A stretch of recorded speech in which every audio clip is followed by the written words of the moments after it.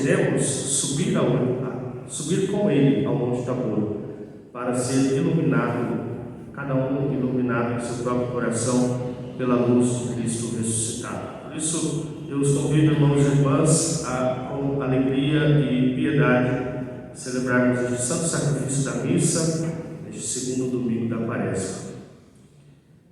Irmãos e irmãs, reconheçamos os nossos pecados para celebrarmos dignamente os santos mistérios, passamos um instante de silêncio para reconhecermos que somos pecadores diante de Deus.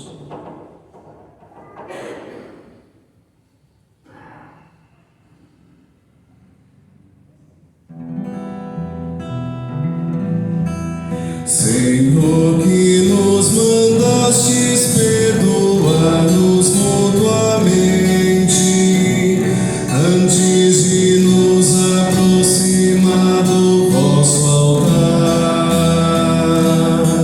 Senhor, tende piedade de nós. Senhor, tende piedade de nós.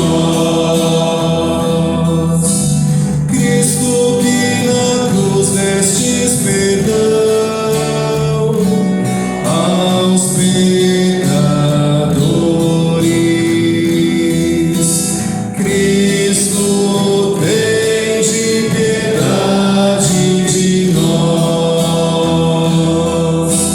Cristo, tende piedade de nós.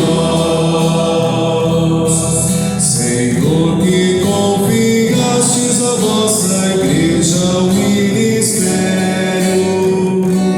da reconciliação. Senhor, tende piedade de nós. Senhor, tende piedade de nós.